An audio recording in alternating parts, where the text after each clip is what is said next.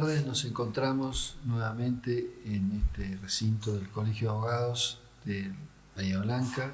Tenemos el gusto y la compañía de estar al lado de dos catedráticos muy destacados de la ciudad, de la casa, conocidos por todos.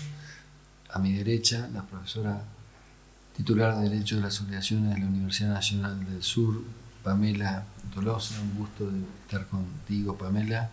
Decana de esa casa de estudios. ¿Decana o directora del departamento? ¿Cómo se denomina ahora? Se denomina director, decano, directora, decana. Ambas cosas. Directora y decana. Y el catedrático muy destacado y conocido por todos, profesor titular de Derecho de años de la misma universidad, doctor Hugo Asiar. Mucho gusto, Hugo, de tenerte. Muchas gracias, aquí. un gusto para mí. Bueno, estamos para hablar de derecho de daños, entre otras cosas, y me gustaría que para encuadrar el tema escucháramos alguna semblanza de las innovaciones, las estructuras salientes que trajo la codificación que cumple 10 años en materia de derecho de daños y cómo se encuadra en ella la diversidad de temas que trae aparejada la responsabilidad patrimonial. Muy bien, muchas gracias Daniel por la invitación. El tema que nos convoca, como decías, es la cuantificación de daños por incapacidad permanente, pero para contextualizar el tema, digamos, en relación a los aportes e innovaciones que trajo el Código Civil y Comercial, que justamente estamos a 10 años de su entrada en vigencia, deberíamos, digamos, aclarar que una de las principales innovaciones que introdujo el Código Civil y Comercial fue la recepción de la responsabilidad civil preventiva, o mejor dicho, la aclaración o recepción explícita en la norma del Código de que la responsabilidad civil tiene una función preventiva y una función resarcitoria. Esto es una novedad porque la función preventiva no estaba, digamos, plasmada en el Código anterior, si bien existían normas específicas del llamado microsistema del derecho de daños que lo receptaba, y también había una gran jurisprudencia en la materia y ya no se discutía que fuera una función la prevención en el derecho de daños. Pero el Código introduce, digamos, esta aclaración de que la responsabilidad civil, digamos, comprende la función preventiva o la prevención de daños y la resarcitoria.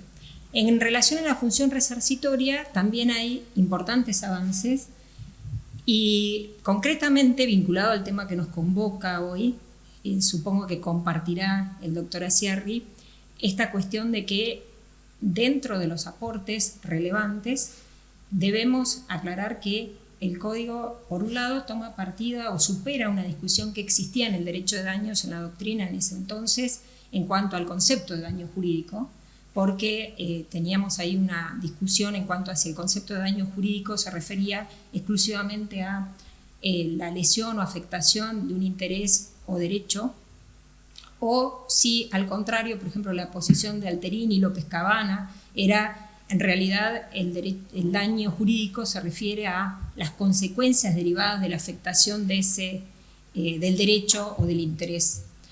Entonces, ahora el Código recepta, por un lado, en el 1737, en la sección que corresponde al daño resarcible, el concepto de daño jurídico y se refiere a la lesión de un interés o un derecho, pero después, en 1738, habla de la indemnización. Esto es una novedad que la norma recepta, el propio Código habla de la indemnización de las consecuencias, y ahí se refiere a las consecuencias patrimoniales y no patrimoniales de manera genérica, y después, a su vez, hay normas específicas que se refieren a la indemnización del daño no patrimonial, como es el 1741, y otras al daño patrimonial o a distintas clases de daños patrimoniales. Entonces, sintetizando, en relación a la indemnización del daño, debemos aclarar que el Código, en definitiva, distingue entre la indemnización de las consecuencias patrimoniales y la indemnización de las consecuencias no patrimoniales. Existen algunas posturas en la doctrina que plantean algún tercer género, pero la posición mayoritaria hoy acepta que esta distinción es clara, y entonces, en esta distinción entre indemnización de consecuencias no patrimoniales, indemnización de consecuencias patrimoniales, el tema que nos convoca, que es la indemnización por incapacidad permanente, sería, digamos, o estaría comprendido dentro de la indemnización de consecuencias patrimoniales. Esta primera distinción, que tal vez es muy básica y para muchos muy obvia, creo que es necesaria porque muchas de las confusiones que vemos en la práctica, que tienen que ver con cómo indemnizar y cómo cuantificar el daño en el caso de la incapacidad permanente, y me refiero específicamente a las pautas, las directivas que están previstas en el 1746 del Código Civil y Comercial, muchos de los problemas, como decía en la práctica, tienen que ver con confusiones terminológicas. Y una de las grandes confusiones, desde mi punto de vista, es esta, digamos. Lo primero que tenemos que tener claro es que cuando nos referimos a la indemnización de la incapacidad permanente, al 1746 del Código Civil y Comercial, nos estamos refiriendo a indemnización de consecuencias patrimoniales, a un rubro o a una clase de daños, como les guste llamarlo, dentro de la indemnización de las consecuencias patrimoniales. Y la otra gran innovación que introduce el Código Civil y Comercial en relación a este punto es que en el 1746, precisamente, introduce una directiva clara que no deja lugar a dudas respecto del método de cuantificación.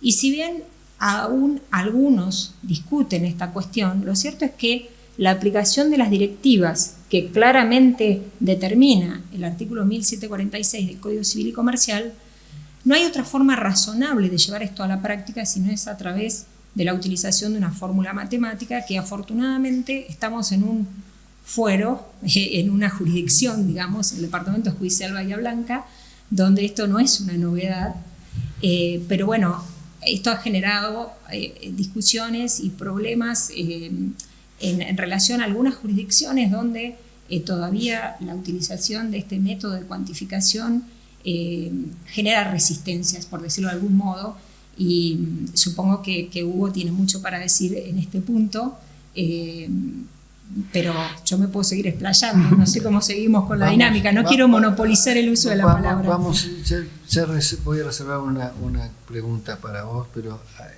lo que acaba de decir Pamela da el pie para la introducción al pensamiento de Hugo Aciarri, que me parece que también debe vincular el artículo 1746 con el título preliminar en cuanto a la motivación razonada de las decisiones. Creo que eso está de alguna manera en juego en todo este tema, ¿no es cierto? Sí, sin duda. Antes que nada, tengo que agradecer la invitación. Un gran placer y un honor para mí empezar con esto, y además me gusta esto, así que es un placer en muchos sentidos. Contestando o intentando empezar a contestar la pregunta, a mí me gusta plantear el asunto como no es una cuestión de opción, no es una cuestión de yo soy del equipo del team fórmulas o del team no fórmulas. La idea de todo este asunto es simplemente aplicar el derecho. Aplicar el derecho significa, tenemos, a veces suelo plantearlo en términos demasiado simplistas, pero creo que ilustrativos. Es decir, este juego de la República era así. Votábamos algunas personas que hacían leyes, se decidía que se incorporaran institucionalmente otras con una función muy importante, como los jueces, y los jueces tenían como compromiso aplicar la ley que habíamos votado. Entonces, no es que cuando tenemos una ley y un juez tiene que decidir, puede decidir sin restricciones lo que se le ocurra sobre el punto. Entonces, nuestro Código Civil y Comercial, el artículo 1746, lo que nos dice es que hay que hacer ciertas equivalencias. Dice, la indemnización debe ser un capital cuya renta cubra actividades productivas o económicamente valorables por un periodo en el tiempo y que se agote cuando previsiblemente se iban a agotar en la práctica.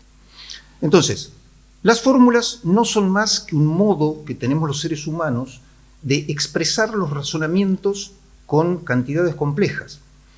Yo digo que a veces un juez que dice yo no uso fórmulas, imaginémonos que vaya a un restaurante y le dijeran, bueno, mire, por las proteínas que comió, los hidratos de carbono, el ambiente y la calidad del momento que pasó, son 110.000 pesos. Yo creo que ese juez va a decir, perdón, pero ¿por qué no me trae la cuenta para saber cómo llegó a eso? O sea, usted quizá lo calcule mentalmente, pero cuénteme cómo llegó a eso. Bueno, es lo mismo que le debemos a los justiciables. Le debemos una fundamentación de que la cantidad que surgió al final, ese numerito que surgió en la sentencia, o mejor dicho, que surge en la liquidación, es el número que el derecho le dijo a los jueces que tenían que calcular.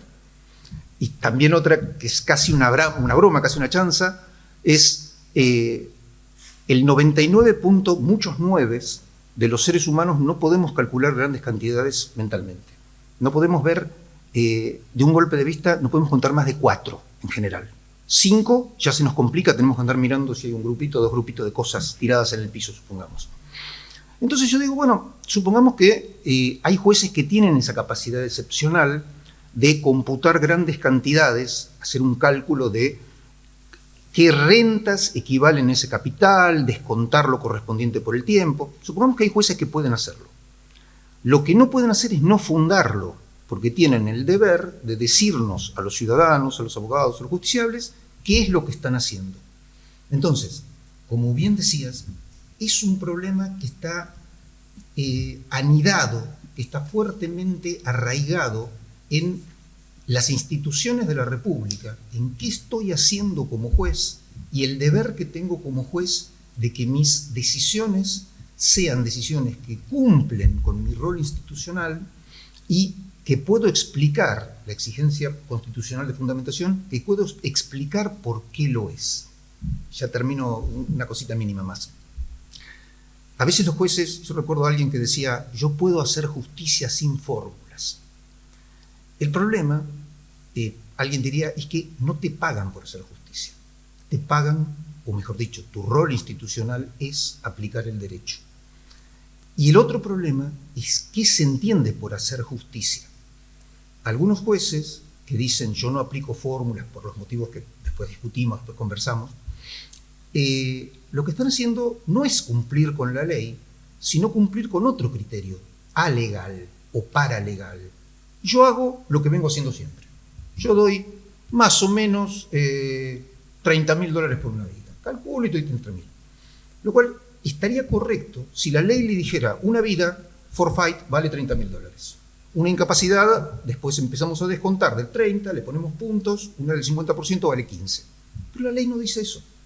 Entonces, esos jueces que dicen hago justicia sin fórmula, muy frecuentemente lo que hacen es incumplen con la ley y aplican un criterio contradictorio con la ley que les parece que o les resulta cómodo o es justo de acuerdo a sus preferencias personales. Pero seguro que no están cumpliendo bien su rol institucional. Ahora, es cierto que muchos jueces de Cámara incluso, vienen aplicando, antes de la reforma al Código, antes del nuevo Código Civil Comercial, un método no develado, in pectore, que más o menos el foro lo conoce y que se va adecuando a las circunstancias de una cierta aceptabilidad de la abogacía. Entonces, tendría el valor de la predictibilidad. Es decir, sería una especie de regla de práctica, no sé si buena, mala o regular, pero práctica al fin recognoscible. ¿Qué valor tiene ese espacio de predictibilidad, de seguridad frente a los principios que recoge ahora la codificación? ¿Tiene algún valor? Para mí es bastante sencillo. O sea, es una práctica contra legem. Es una práctica que puede llegar a ser muy predecible. Por ejemplo, yo digo, miren qué predecible sería si fuera así. Multiplicamos cada punto de incapacidad por la altura del obelisco. 66 metros, 65 metros, lo multiplicamos y es muy predecible. Es un sistema muy predecible y muy antijurídico, muy contra legem. Luego, la predictibilidad o predecibilidad deberíamos exigírselo primero en el diseño de las instituciones. La predecibilidad de los jueces es cumplir con las normas, no crear normas que les parezcan mejores que las que tienen que aplicar. Entonces, y algo importante también con el tema del consentimiento de la abogacía. Los consentimientos a las decisiones judiciales no son consentimientos paritarios. es muy difícil decir qué significa que la abogacía esté conforme con algo, porque la relación es asimétrica. La abogacía tiende a ser reactiva y a adaptarse a lo que hacen los jueces, más que juzgarlos. O sea, creo que también, y hasta es una crítica a la abogacía eso, tenemos una práctica poco, el control de la abogacía respecto de los jueces a veces es liviano, a veces podría ser un poco más crítico, como suele pasar en otros países. Estados Unidos es típico, Francia un poquito. Pero por eso yo no estaría, no estaría de acuerdo en pensar que la paz en las relaciones entre los dos gremios, digamos, de un lado del mostrador y del otro, implique algo necesariamente bueno, porque ese grado de asimetría hace que probablemente estemos en un equilibrio, pero un equilibrio malo para las instituciones. Alguien que no cumple su papel crítico, alguien que no cumple su papel institucional, y los justiciables que están recibiendo consecuencias del Poder Judicial que no son las que deberían recibir de acuerdo a la ley. En este mismo sentido, una última apostilla. También es cierto que la versión tradicional del Iura supone que la litigación, los abogados, proveen los hechos, proveen información, y que con un estruendoso y excesivo e injustificado optimismo el juez conoce el derecho. Ese es el supuesto, ¿no es cierto? Entonces, está bien, uno diría, en el Código de Vélez, ¿de qué norma podía valerse el juez para, aplicando el Iura, corregir la falta de método? Y si no había una soga, un salvavidas suficiente para remediar la falta de justificación de las decisiones, ¿cómo adaptarlo rápidamente, porque 10 años finalmente rápidamente, al nuevo modelo? Sí, algunos creemos, y lo venimos diciendo hace demasiados años ya, que lo que el Código de Vélez decía era lo mismo que dice el Código Civil y Comercial, con la diferencia que Vélez lo decía de un modo demasiado sintético y que el Código Civil y Comercial lo dice de un modo muy explícito, lo cual es una ganancia. Pero es entendible que yo normalmente cuando hablo para jueces digo, primero soy crítico y después soy no condescendiente sino admirativo frente a la función de los jueces, en el sentido de que es muy difícil ser juez. Es muy difícil porque recibe cosas y tiene que responder institucionalmente lo que recibe. En el Código de Vélez me parece que el campo de discreción del juez por las peculiaridades de la lectura de los textos eran más amplios.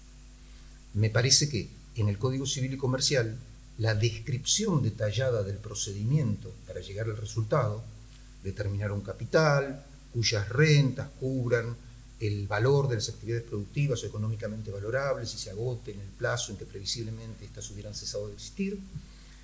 Esta ventaja del Código Civil y Comercial es que describe algorítmicamente qué debe hacer el juez. Debe encontrar una cantidad que satisfaga esas premisas y debe contar que satisface esas premisas. Entonces también desde el punto de vista de los abogados está el problema de que hay una tradición, uno de los problemas básicos de esto me parece que es que el derecho de daños está en la clínica de la abogacía. Muy pocas personas cuando salen de la facultad, de la universidad, se atreverían a hacer quizás una fusión de empresas multinacionales. Dicen, no, esto requiere otros conocimientos. Pero daños lo hace cualquiera. Entonces, un chapa y pintura. Claro, daños como chapa y pintura sencilla pareciera. Y el problema es que a veces es chapa y pintura sencilla y a veces es chapa y pintura de un Boeing. Es difícil. Entonces, las cuestiones de daños a veces se subestiman y el trabajo de la abogacía ha sido un poco perezoso. No hubo una costumbre tradicionalmente de aportar ciertos datos, ciertos insumos para que el juez pueda cumplir bien su trabajo. Entonces, esto genera una dinámica muy mala y uno de esos equilibrios que decíamos hoy, un equilibrio ineficiente. La abogacía que no provea unos buenos insumos para el juez, prácticamente condena al juez a hacer mal las cosas, a inventar, a buscar criterios que son parches, criterios que son sustitutivos de lo que no tiene, y llegamos a un mal resultado. Por eso, a mí me parece que es una mejora institucional importante el Código Civil y Comercial, porque pincha, diríamos en Derecho, Economía y Comportamiento, nayea a que el juez trabaje mejor y a largo plazo, cuando el abogado observa, los abogados, la abogacía, observan que el juez saca mejores sentencias, de acuerdo a mejores insumos, también mejore en el trabajo de los insumos. O sea, yo soy un optimista de largo plazo. A mí me parece que hoy se están haciendo mejor las cosas que lo que se hacían hace 20 o 30 o 40 años y que se van a seguir haciendo mejor. En este sentido, quienes no aplicaban fórmulas están aplicando. Muchas personas que no aplicaban están aplicando. Y muchas personas que aplicaban las están aplicando mejor, cada vez con más refinamiento.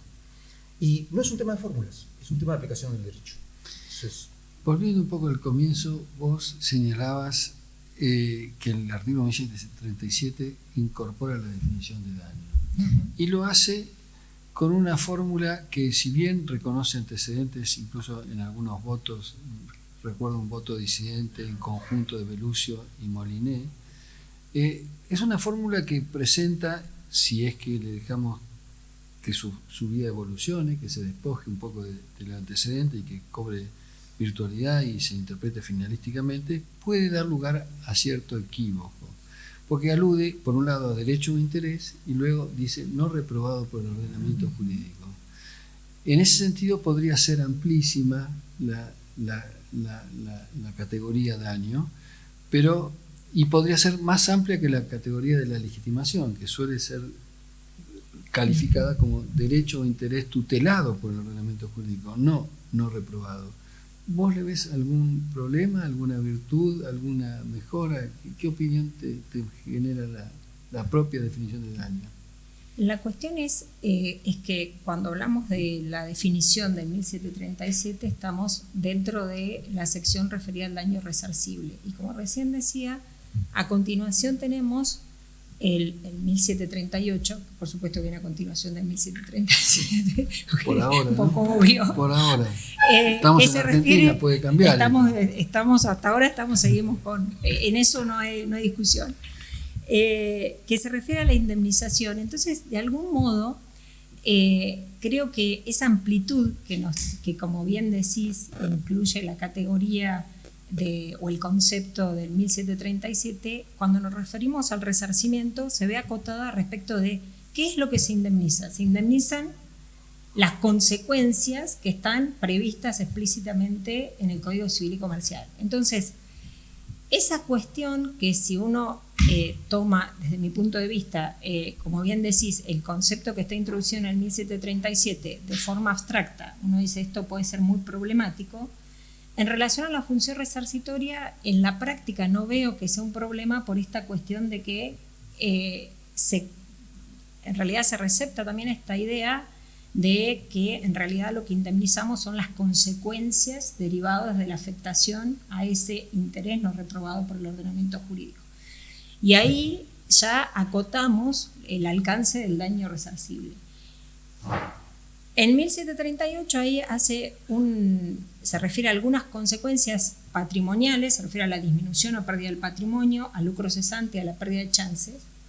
Después dice también se incluyen la indemnización de las consecuencias por la afectación a los derechos personalísimos, pero después tenemos, por un lado, la norma referida en 1741 exclusivamente a la indemnización de las consecuencias no patrimoniales, que además también establece directivas para el método de la cuantificación muy diferentes a las directivas vinculadas a la cuantificación del daño patrimonial y específicamente del caso que estamos hablando. Y después tenemos la indemnización por fallecimiento en el 1745, que es claro, cuando uno lee con detenimiento es fácil advertir que se está refiriendo a un daño patrimonial en los tres incisos. Y el 1746 también claramente el título es indemnización por lesiones o incapacidad. Ahora, como bien decía Hugo, cuando leemos ahí hay una directiva, yo diría un algoritmo. Hoy Hugo habló o mencionó algo, no sé si la palabra algoritmo sí. O yo lo imaginé porque estaba pensando en eso. Yo creo que es un algoritmo, que creo que esa es una forma gráfica, hoy todos entendemos de qué hablamos, porque es muy difícil cumplir con esa norma saliéndose de lo que es usualmente llamamos fórmulas para cuantificar daños, ¿no? Entonces, ¿por qué ponía yo énfasis al principio en relación a que está claro o hay que partir de que estamos hablando de un daño patrimonial, de indemnización de consecuencias patrimoniales? Porque muchas de las objeciones que se hacen al uso de fórmulas para cuantificar tienen que ver, por ejemplo, con una de las objeciones frecuentes es una fórmula matemática no puede captar todas las dimensiones de la vida humana. La vida humana o la incapacidad, por ejemplo, si una persona quedó cuadriplégica, ¿cómo vamos a pensar que eso es solo, o que podemos con una fórmula matemática cuantificar todas las dimensiones de esa vida, que es afectación al proyecto de vida? Lo que sucede es que cuando nos referimos a la aplicación del 1746, otra vez, nos referimos a un rubro dentro del daño patrimonial. Todas las consecuencias no patrimoniales, que por supuesto que están asociadas a una incapacidad permanente, una lesión física o psicofísica permanente, una persona que queda cuadriplégica, una persona que queda paralítica, para poner un ejemplo concreto, por supuesto que esa incapacidad permanente tiene repercusiones no patrimoniales. Eso es indudable. Y el Código Civil y Comercial no niega eso, pero eso está captado en otro rubro, en otro daño, que es el no patrimonial, que sería el 1741. Y esto tiene que ver con un problema, también con otra clase de problemas. Yo creo que acá se confunden, por un lado, y perdón que ponga énfasis en esto, pero creo que muchos de los problemas en la práctica tienen que ver con problemas conceptuales.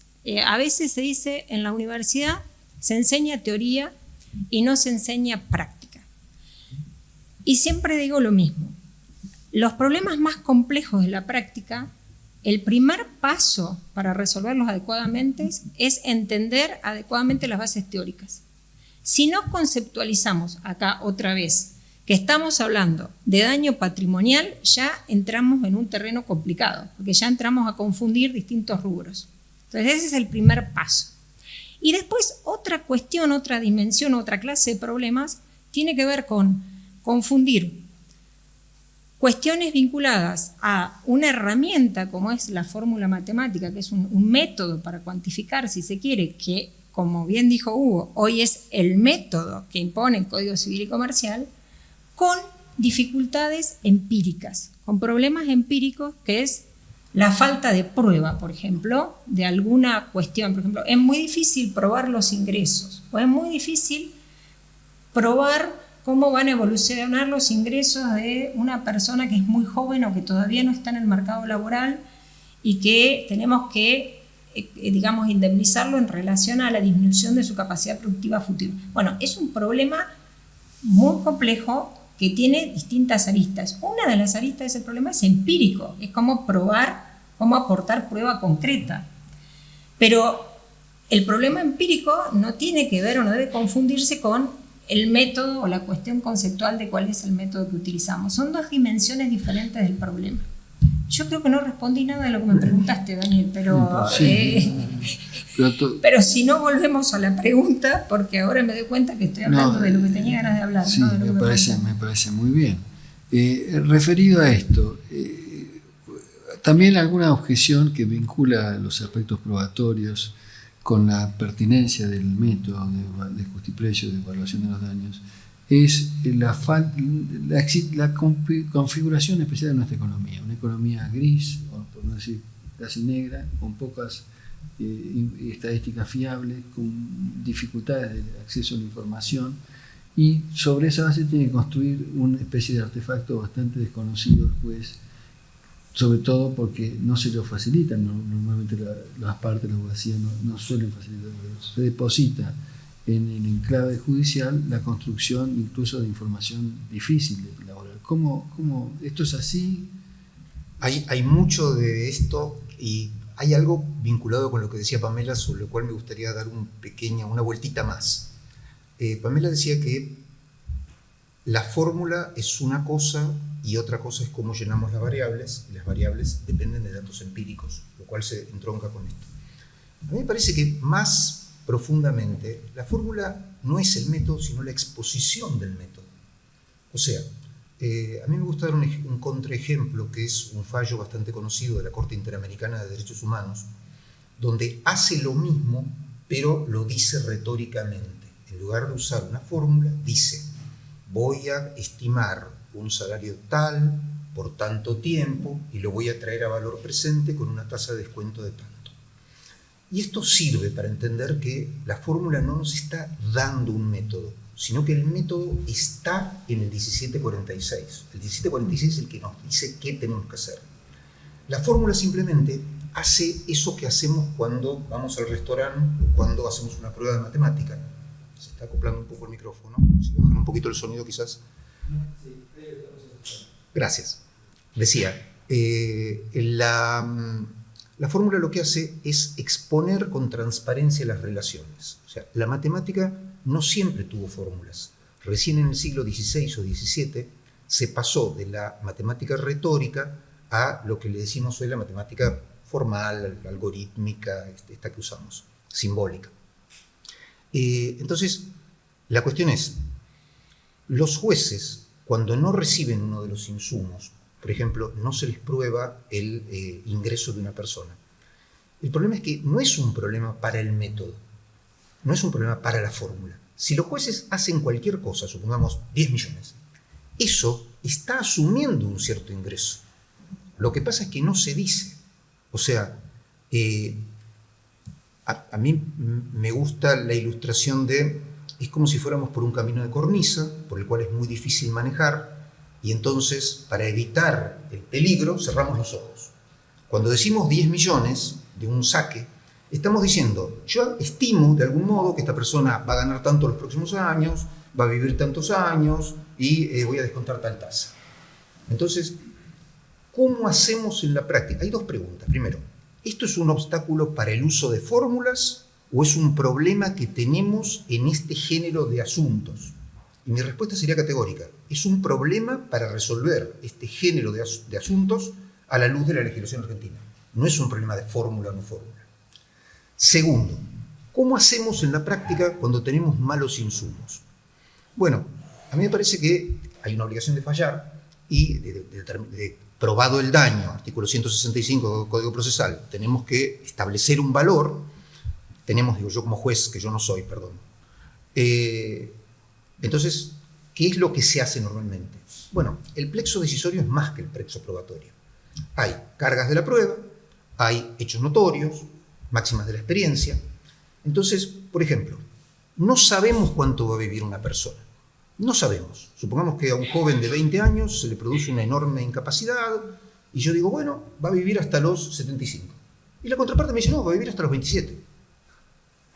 ¿Por qué es mejor mi argumento que el de la contraparte?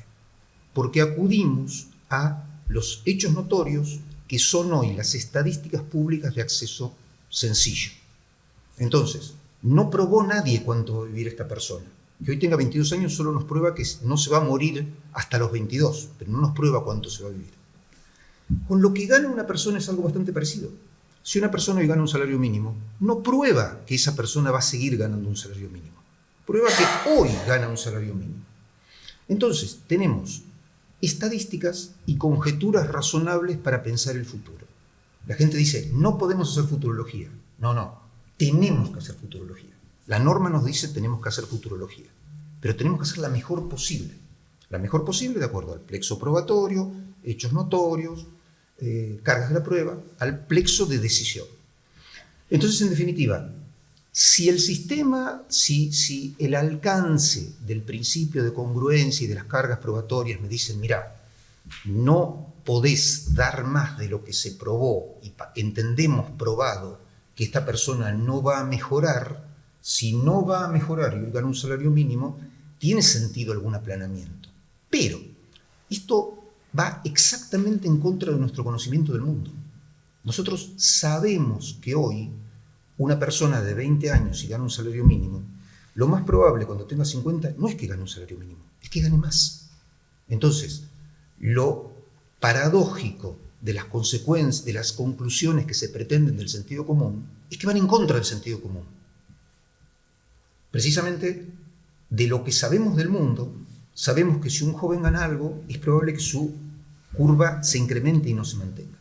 Por eso fue un poco la idea de salir de este asunto. Ahora, esa hipótesis, esa afirmación, lo que sabemos del mundo y la confianza de que a lo largo de la evolución de los empleos va a mejorarse los ingresos, ¿no está empezando a trastabillar frente a lo que es la variabilidad del empleo contemporáneo y la sustitución del empleo por métodos automatizados?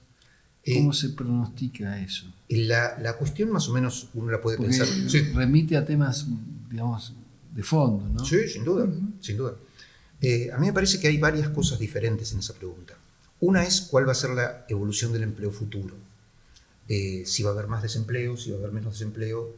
Pero a mí me parece que lo que no parece que tenga mucho sentido es que cambie la pendiente de la curva. Quiero decir, no parece que una persona de 20 termine que lo normal, quiero decir, que lo general, que el sujeto medio estadístico, que a los 20 gana 100, termine a los 60 con menos de 100, con toda su trayectoria para abajo. ¿Que va a haber casos? Seguramente que va a haber casos. ¿Que hay desocupación? Seguramente que hay desocupación. ¿Y qué hacemos en estadística normalmente qué se hace en estadística normalmente cuando no se tienen datos fiables sobre el futuro? Nos vamos al pasado periodos largos. Entonces, la idea es, en periodos largos, las personas que ganan experiencia ganan más o son en el mercado más valiosas que las personas que no tienen experiencia. Por eso estudiamos. Estudiar es precisamente una inversión hacia el futuro.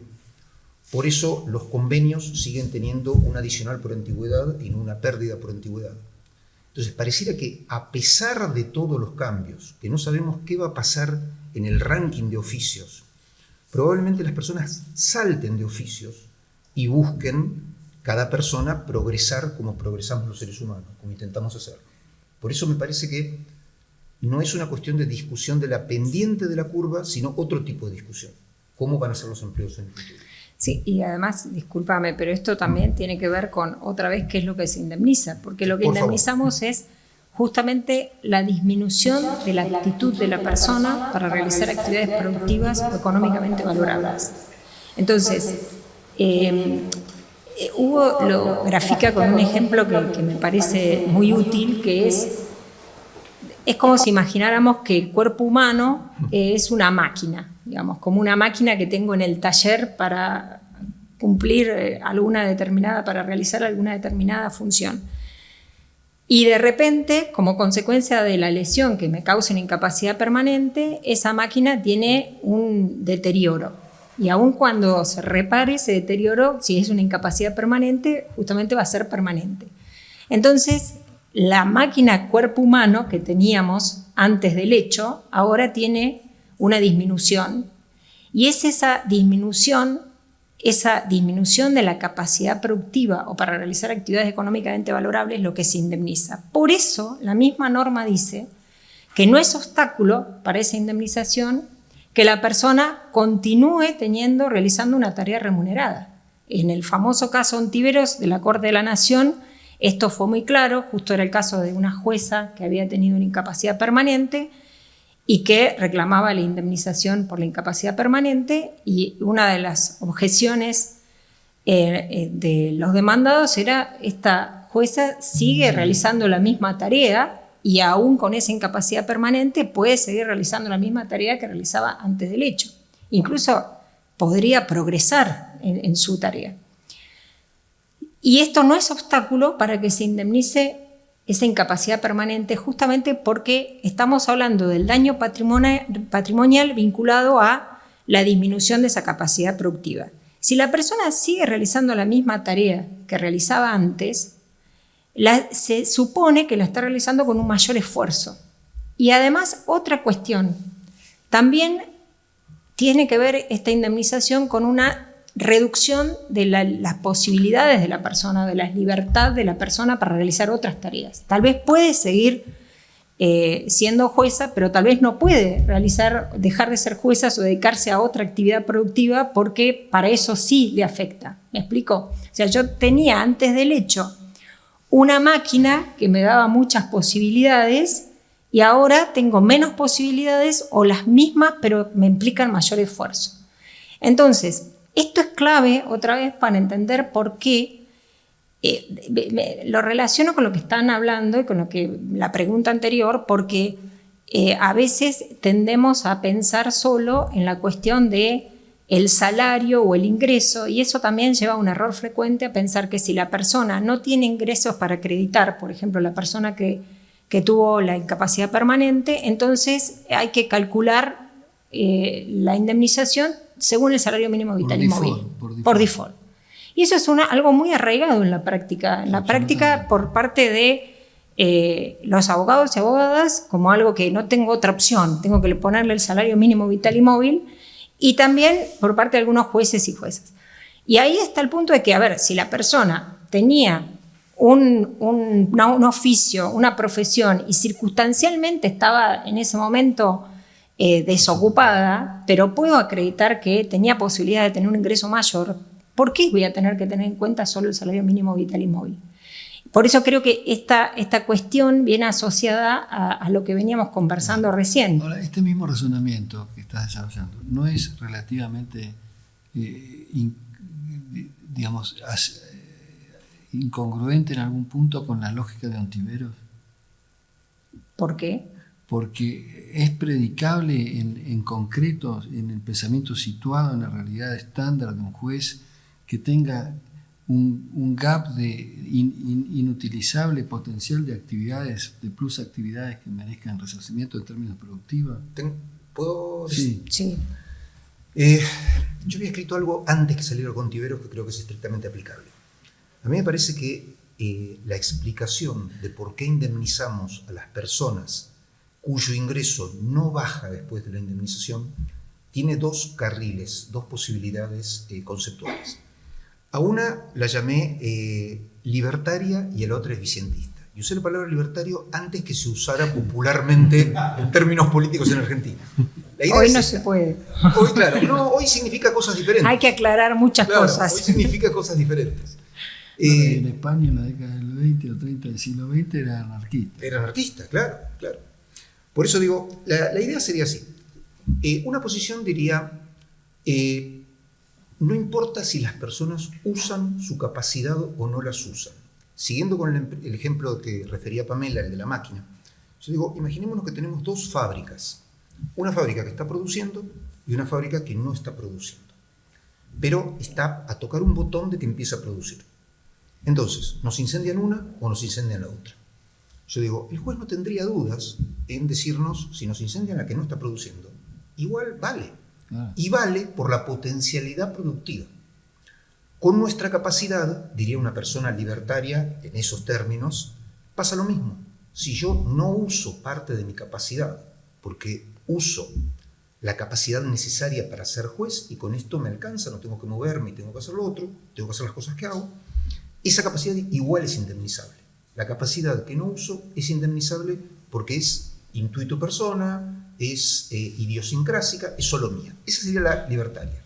Y la eficientista sería, mira, podemos probar que esta persona es muy poco probable que use la capacidad. Porque los jueces normalmente siguen siendo jueces, un buen trabajo, les gusta, educación. Pero el problema es que, salvo casos muy particulares, la prueba es tan difícil que hay un dispendio para la sociedad muy grande en exigir probar eso. Porque va a haber muchas injusticias y porque va a haber mucho error judicial y mucho dispendio de actividad. Entonces, un eficientista diría, clausuramos la posibilidad de probar y toda capacidad la indemnizamos como si en algún momento se fuera a usar. Y cuando sale el fallo Ontiveros, lo iba a escribir y por distintos motivos no lo escribí, Carlos Rosenkrantz utiliza esa posición eficientista y Ricardo Lorenzetti utiliza la posición que llame libertaria. Sí, en rigor la libertaria yo también podría llamarla una gran confianza en la autodeterminación, en el libre albedrío. Exacto, por eso la idea de libertaria fue exactamente en ese sentido. Una gran confianza. Exactamente.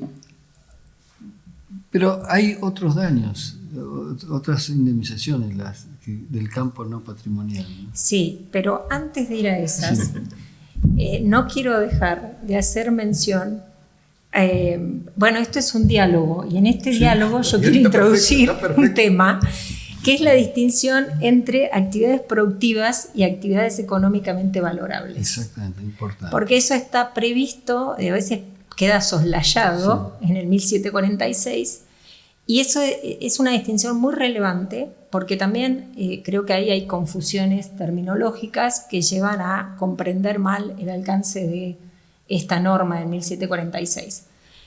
Esa distinción que hace la norma explícitamente, ¿a qué se refiere? Bueno, usualmente actividades productivas se relacionan con aquellas actividades o tareas que reciben una contraprestación en dinero en el mercado. Por ejemplo, si yo trabajo en relación de dependencia y tengo un salario, esto estaría dentro de las actividades productivas. Las actividades económicamente valorables se refieren a aquellas actividades que no tienen una contraprestación explícita, pero no por ello no son valorables económicamente, y que además la persona que las realiza, si no puede realizarlas y tiene que sustituir, digamos, tiene que buscar a alguien que las realice por ella, debe pagar, digamos, por eso. Por ejemplo, el trabajo doméstico o las tareas de cuidado de los hijos o de una persona adulta mayor o de una persona con discapacidad. Entonces, ahí hay una cuestión, yo digo, el derecho de daños fue como avanzado en este punto, cuando se habla de la necesidad de introducir perspectiva de género en el derecho de daños, digo, con una terminología muy, digamos, inapropiada para esta época, pero el derecho de daños hablaba de la indemnización del ama de casa. Y esta era una discusión en los años 80 que obviamente no presencié porque soy muy joven, pero que he leído, que era esta discusión respecto de si el ama de casa que no tenía, digamos, un salario, que no realizaba una tarea con una remuneración explícita en el mercado, tenía derecho a la incapacidad, a la indemnización de la incapacidad permanente del mismo modo que la persona que realizaba una actividad productiva. En el año 97, la Corte de la Nación, en el fallo La Cuadra, esto lo reconoce explícitamente, y no hay discusión ya en el derecho de daños mucho antes del anteproyecto que dio lugar al Código Civil y Comercial, ya esto no se discutía, estaba totalmente aceptado que esas actividades económicamente valorables debían ser indemnizadas. En la actualidad, en relación a la aplicación del 1746 y el uso de fórmulas para cuantificar el daño, hay una postura, hay algunos jueces, juezas, que rechazan el uso de fórmulas con el argumento de que usar una fórmula matemática no permite introducir perspectiva de género en la cuantificación del daño y no permite considerar las desigualdades estructurales asociadas a que las mujeres usualmente realizan la mayor parte del trabajo doméstico no remunerado, aun cuando trabajen, digamos, cuando tengan un trabajo en un empleo formal. Y esto estoy hablando de fallos recientes, incluso de la Cámara Nacional Civil, que tiene aún algunas salas en ese tribunal, tienen esta postura de rechazar el uso de fórmulas. Bueno, ahí el punto es que de hecho recientemente publicamos un artículo con la doctora Pons y con Hugo, argumentando todo lo contrario, que en realidad cuando el 1746 se refiere a las actividades económicamente valorables, justamente se refiere a todas esas tareas vinculadas a las tareas de cuidado y de trabajo doméstico no remunerado. Y que precisamente la estrategia que se usaba en el derecho de daños, incluso antes de que entrara en vigencia el Código Civil y Comercial actual, que era esto de reconocer esas actividades, la podemos usar perfectamente ahora con el uso de fórmulas como se hacía antes. Con la particularidad de que hoy hablaba de los hechos públicos y notorios y de las estadísticas. Hoy tenemos estadísticas a nivel global, a nivel regional y a nivel nacional.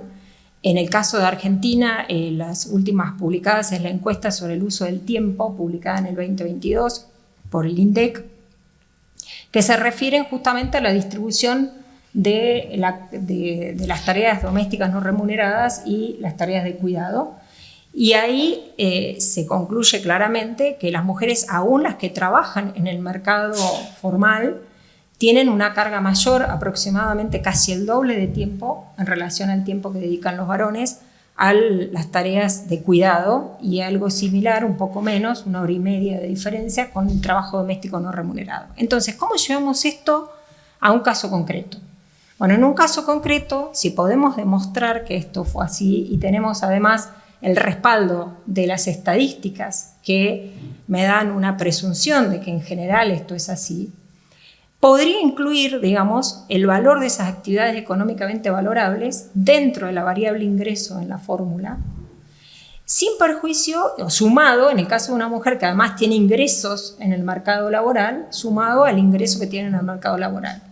¿Y cómo lo puedo cuantificar? Bueno, hoy es bastante sencillo porque además tenemos, por ejemplo, convenios colectivos de trabajo para casas particulares que me ponen el valor según la categoría, el valor por cuidado de personas, el valor de la hora mensual por tareas domésticas de distinto tipo, y todo esto lo podemos explicitar y argumentar. Entonces, a lo que voy es, contrariamente a los que algunos sospechan que utilizar la fórmula matemática para cuantificar, digamos, no permite contemplar las desigualdades de género en este punto, y estas desigualdades concretamente de las que estoy hablando, todo lo contrario, no solo lo permite, sino me permite hacerlo de un modo racional y transparente. Yo creo otra vez que esa postura o esas conclusiones tienen que ver con una confusión conceptual de qué se está indemnizando cuando cuando nos referimos a 1746. Y no sé si Hugo quiere agregar algo. Me siento incómoda que no lo dejamos hablar a Daniel, pero Hugo, me gustaría que redondees. No, decía que hay en ese artículo que citaba Pamela, que hicimos con la doctora Ponce y con Pamela, incluso mostramos un algoritmo bastante sencillo sobre, imaginemos que una persona, estimamos que el ingreso de una persona va a ser 100 en un año, y estimamos que esa persona realiza 4 horas, 8 horas o 16 horas de trabajo no remunerado. Simplemente son 16 horas del convenio de empleados de casas particulares, y ese sería el valor de esas horas. Entonces, la crítica normalmente es, pero ¿cómo vas a comparar lo que hace una madre con lo que hace un empleado? Pero usualmente las personas que levantan esa crítica ponen por ese rubro 0. O sea, a mí me gusta como un ejemplo de argumentación judicial aberrante. Quiero argumentar para llegar a esto, pero mi argumento va en contra de esto. O sea, precisamente la gente que dice es poco lo que ganan los empleados de casas particulares para equipararlo a una madre, en sus fallos, por ingeniería inversa, dan menos de lo que darían si computaran eso, en sus fallos o en sus ideas. Entonces, quizás quieran dar menos, ¿no? ¿Cómo? Quizás quieran dar menos también. Quizás quieran eso, pero digamos, si el argumento es honesto, si el argumento es absolutamente sincero y les parece que es poco, lo que están haciendo es todavía menos. Ah. Bueno, vamos ya a la platea, que tiene que preguntar a la platea, no solo yo monopolizar el tema. Pero una última pregunta para los dos. ¿Qué le hubiesen puesto al texto del Código Civil y Comercial que no tiene, o que le hubieran sacado para mejorar el perfil de este tema, de esta institución? ¿Al 1746? Al 1746, al 47, o lo que fuere. En relación al 1746 que estamos hablando, la verdad es que a mí me gusta mucho, no se me ocurre que cambiarle. La única cuestión que pienso es que tal vez la ubicación, con esto de que venimos hablando, que tenemos primero la indemnización de las consecuencias no patrimoniales, digamos, y después empezamos con el concepto de daño, nos referimos a la indemnización en general, después la reparación plena, está primero la indemnización de consecuencias no patrimoniales y después queda más abajo. Por ahí esa cuestión, que es un detalle, puede hacer que sea un poco confuso esto del encuadre. Si se trata de por eso algunos interpretan que es un rubro diferente o una clase de daños diferenciada del daño patrimonial y el no patrimonial, y creo que principalmente un argumento que pueden tener en ese sentido es la ubicación, digamos, que está más abajo y no no hay una referencia explícita en el 1738, cuando habla en general de la indemnización, no hay una referencia explícita, entonces creo que eso es lo que hace que algunos crean que es un género diferente o una clase de daño diferente. Pero en realidad, en cuanto a la redacción en sí y lo que comprende, creo que comprende todo, no se me ocurre, ya lo hemos analizado tanto que nunca encontramos que faltaría aclarar esto. De hecho, hasta creo que fue un tremendo acierto esta distinción entre actividades productivas y actividades económicamente valorables. Es, si se quiere, un detalle, pero son esos detalles que lo cambian todo, creo, respecto de lo conceptual y que no nos deja ninguna duda de cuál es el alcance al que se refiere esta norma. Yo coincido mucho con Pamela. Yo trato de ser cuidadoso cuando hay un texto legal porque a todos nos resulta fácil criticar el texto una vez hecho, pero ponerse a hacerlo de cero es muy difícil. Si a mí me dijeran, ponele aclaraciones, vamos a suponer que no fuera el texto de un artículo, sino fuera, yo le aclararía todas estas cosas que decimos y hablaría 3 horas. Pero un artículo no tiene que ser eso, un artículo de una ley, quiero decir. Entonces me parece que como artículo de una ley está muy bien.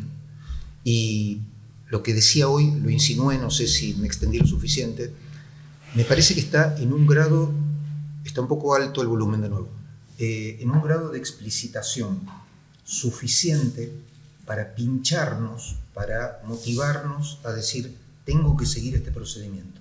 Después lo explico en fórmulas, si quiero lo explico, pero tengo que seguir este procedimiento. Entonces, me parece que está muy bien y que es una innovación de las realmente importantes del Código Civil y Comercial. Yo creo claramente que es de las más importantes, porque como decía Hugo, se dio un contexto, uno tiene que contextualizar en qué instancia surge esta norma y se dio en un contexto donde había una gran resistencia, una gran discusión todavía en relación hasta en algunos casos a la admisión de este rubro indemnizatorio. No perdamos de vista que Ontiveros es del 2017 y digamos, el código entra en vigencia en el 2015, entonces no estamos hablando a diferencia de otros temas que están dentro de la regulación de la responsabilidad civil en el Código Civil y Comercial, que en general decimos, bueno, esto lo digo yo, nos vino a facilitar la tarea a los profesores de Derecho de Daños, porque es como que ahora el código es muy fácil, receptó todas las posturas mayoritarias, todo lo que nos costaba a veces explicar, ahora está muy claramente explicado. En este tema en particular todavía había mucha discusión, entonces creo que la norma es muy clara y tiene un valor adicional porque se da en este contexto donde no podíamos decir que había unanimidad o había uniformidad respecto de que todos estaban de acuerdo que este debía ser el texto en relación a este punto. ¿Preguntas en la platea? Sí, hay. Ustedes siempre con el tema del masomenismo judicial eran bastante críticos, ahora tienen esta norma. Ustedes que conocen la jurisprudencia de 10 años sobre el tema del daño moral, que ustedes también fueron muy críticos, los temas de las satisfacciones compensatorias, digamos, las instrucciones específicas que da el código ahora, ¿se han visto reflejadas en la jurisprudencia? ¿Cómo ha reaccionado la jurisprudencia a eso? ¿Alguna doctrina más tradicional de las que ustedes siempre criticaban no estuvieron muy contentas con la reforma, pero qué pasa en la realidad, en la práctica de los tribunales? ¿Yo? ¿Sí? Si tenemos 6, 7 horas más, seguimos con el tema, vale la pena. A mí me parece que el 1741, o sea, estoy hablando de daño moral, tiene un progreso importante respecto al estado anterior del asunto, que es decir, no es darle una plata. La plata que le tenés que dar tiene que ser equivalente a la utilidad perdida, el beneficio, la felicidad perdida o el término que queramos utilizar desde el punto de vista del derecho. El problema es que tenemos la relación de equivalencia, pero no tenemos el modo de calcular las métricas. Es decir, una persona sabemos que sufre por la pérdida de un ser querido o por una pérdida física. Sabemos que eso disminuye su bienestar. sabemos que darle ciertos bienes puede mejorar su bienestar, pero no tenemos en el mundo, digo, no en el código, un modo sencillo de encontrar una métrica de equivalencia. Es más, la tenemos en daños pequeños. A veces hacemos el experimento de si perdés una valija, por ejemplo, cuánto sería el equivalente a ese bien. Eso creo que podemos contestar. Todos diríamos, a mí me das $2.000, es todo. Además del costo de la 2.000, 3.000, es todo. Pero eso es muy difícil de equiparar, de reproducir cuando a alguien le dicen, una pérdida importante, un ser querido, un miembro, qué sé yo. Entonces, la otra vez lo hablábamos con Daniel Pizarro, creo que no sé si lo hablábamos en público, pero voy a comentar la infidencia. Hace algunos cuantos años, muchos éramos muy contrarios a los baremos, porque el problema de los lobbies asimétricos, los pagadores, los deudores están nucleados y las víctimas no están nucleadas, entonces parecería que podría haber una asimetría que deje indemnizaciones demasiado bajas, que no se reflejen en pólizas, cosas técnicas. ¿Cómo? Claro, un problema de acción colectiva muy a la clásica, digamos, a la que todos conocemos. Pero me parece que los problemas a veces de desigualdad que estamos viendo en el país, no es lo mismo el daño moral de una persona en Jujuy que de una persona en Bahía Blanca o en San Isidro, y no es lo mismo, no en un 10% o un 20%, en 10 veces. Entonces, si a mí me preguntaran en una futura reforma qué estudiaría, yo creo que estudiaría el tema de baremos indicativos en daño moral. Me parece que es un gran tema. Ahí sí me parece que ameritaría estudiar el tema. A la española, quizás a la española, son mínimos los países que tienen una solución a la española, pero por lo menos pensarlo. Eso me parece que es algo interesante. Sí, y yo creo que también en este punto la norma fue un gran avance, porque estábamos, por lo menos ahora hay una pauta y sin perjuicio de todos estos problemas que señala Hugo, por lo menos hay un criterio y estamos lejos del óptimo, sobre todo por estas desigualdades, pero hay un criterio y como todo criterio objetivo nos permite hasta discutir, hasta hay un debate público respecto de si este criterio es el mejor o podría ser otro mejor.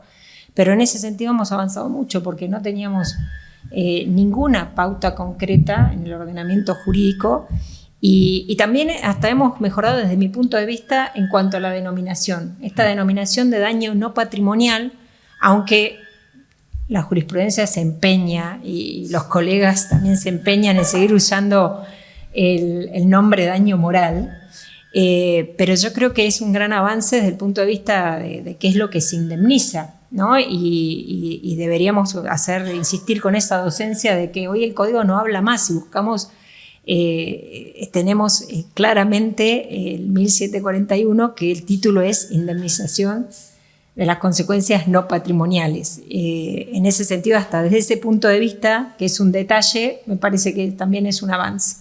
Sí, en realidad viene a avanzar respecto a una realidad que todavía existe, que era el redondeo. Muchas veces los jueces olfateaban que era una indemnización escasa y redondeaban aumentando el daño moral antiguo. Y por otro lado, esto todavía no, quizás sea la última barrera de resistencia frente a la objetivación del método, porque hay mucha diferencia entre el cálculo de estos daños y el de los que acabamos de hablar antes de distribución. Pero te querías agregar algo. No, quería agregar que es un tema cuando uno lo ve comparado a lo largo de distintos países. Lo que decía Pamela sobre lo conceptual es muy clave, porque yo creo que uno de los problemas que tenemos a veces es una malinterpretación, una interpretación equivocada de los fallos de la Corte Interamericana de Derechos Humanos, porque la Corte Interamericana de Derechos Humanos se tiene que referir a países con tradiciones diferentes, terminologías y categorías conceptuales diferentes.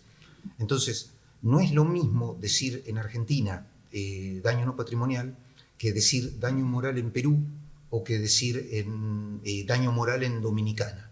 En Perú el concepto de daño moral es un concepto chiquitito y por eso fue necesario.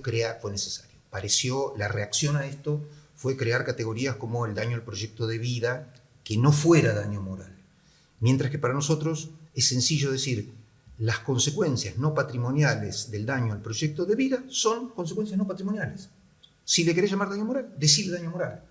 Entonces, esto es prácticamente un aporte a reforzar lo que decía Pamela sobre la enseñanza de los conceptos y la enseñanza del fondo de las cuestiones.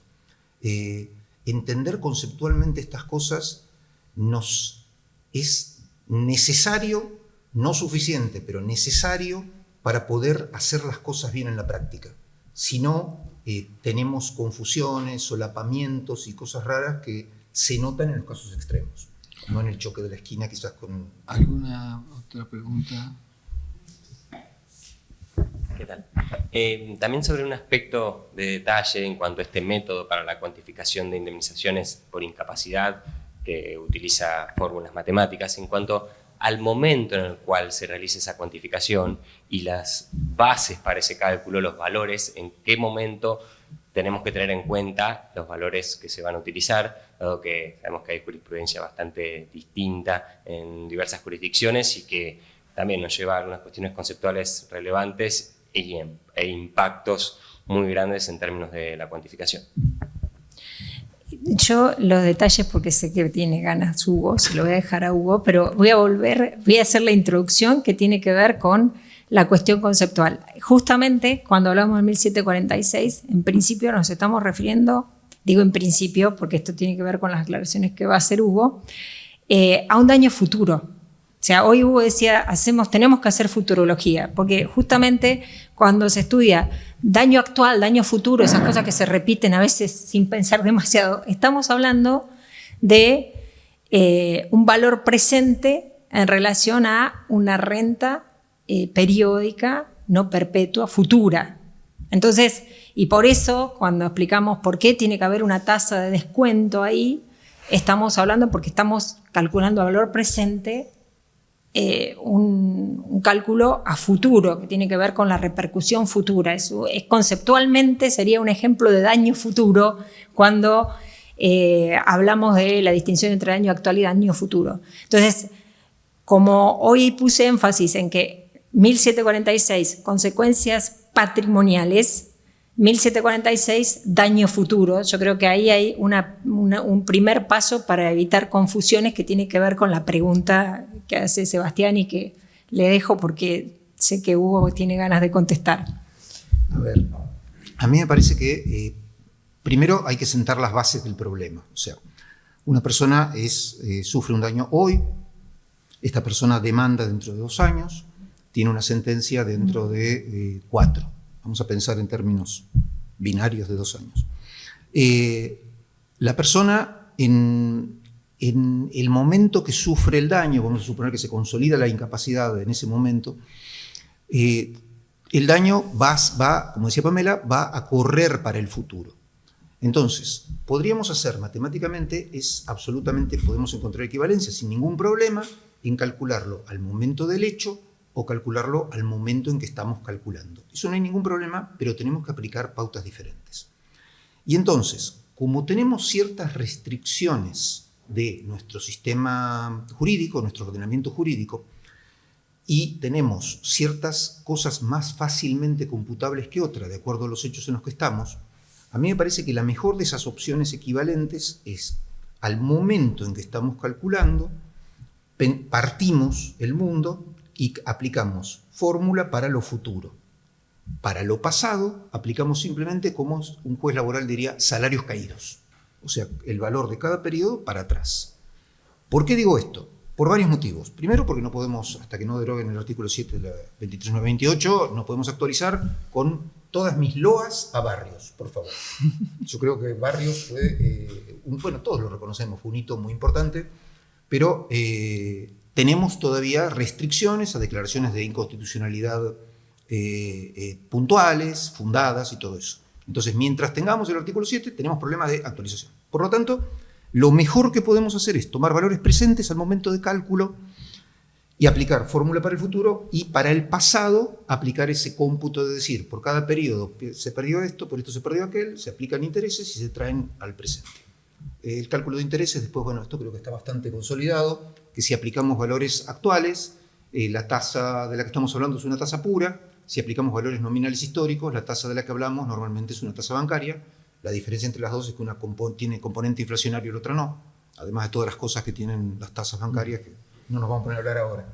Pero me parece que lo mejor es cortar el espectro temporal en dos y situarnos en el momento que calculamos en valores a ese momento, valores, digamos, recalculados o valores estimados a ese momento, aplicar fórmula para lo futuro y para el pasado solo intereses. ¿Alguna otra pregunta? Yo, desde el estribo, una pregunta que sale un poco del tema. Viendo la lógica interna de estos métodos de cálculo, pensé en lo poco que se trabaja comparativamente con otros daños patrimoniales, que son los de daños a frustración de proyectos en marcha, proyectos productivos, digo, y cómo lo poco que se utiliza la tasa interna de retorno para calcular indemnizaciones. ¿Qué opinan sobre ese campo? Que es lo mismo, o sea, cuando hablamos de tasa interna de retorno y cuando hablamos de tasa de descuento estamos buscando dos equivalentes. Lo que estamos diciendo... ¿Por qué se aplicaría tan poco en nuestra jurisprudencia? Bueno, para decirlo suavemente, por nuestra escasa formación matemática. Mi punto es, no me gustan las matemáticas, por lo tanto me meto en abogacía. Entonces, el razonamiento matemático somos muy renuentes a los razonamientos matemáticos. Entonces, con algunas excepciones, hay ciertos casos en los cuales se dejan los peritos, che, háganme este trabajo, y lo otro parece que es un trabajo que tenemos que hacer nosotros, pero no nos damos cuenta que estamos hablando de lo mismo. Estamos hablando del mismo tipo de relaciones. Cuando yo frustro un proyecto que devengaría por año tanta cantidad de dinero, lo frustro en todo o en parte, estoy diciendo exactamente lo mismo que estoy calculando una incapacidad total o parcial. Es exactamente lo mismo. Y es un poco también el problema que hablábamos al principio del chape pintura, digamos. Exacto. de que por ahí es derecho de daños, hace cualquiera puede plantear un reclamo de daños o se siente que puede hacerlo, y lo que es peor, digamos, después cuando consigue una indemnización, como todo ser humano que confirma sus creencias, dice, me fue bien, gané tanto, ves que adquiero confianza, y en realidad tal vez estuvo reclamando mucho menos de lo que correspondía, tal vez estuvo perdiendo de calcular algo, pero el hecho de haber cobrado algo, le da la sensación de que confirma su creencia de que era algo fácil y que lo podía hacer. Me parece que eso es algo que caracteriza o que atraviesa muchos de los problemas que tienen que ver con el derecho de daños y con la práctica cotidiana, digamos, en los tribunales. Finalmente lo que ustedes están planteando es un déficit notable de formación jurídica. Sin duda, sin duda. O sea, nosotros tenemos algunas ideas sobre qué falta en la formación jurídica, y tanto es así que hace unos cuantos años el Ministerio de Justicia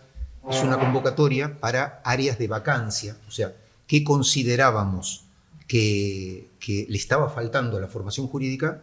Si no me equivoco, ganamos 3 de los 10 de los proyectos, algo así. Sí, 3 ganamos, no me acuerdo si eran 10.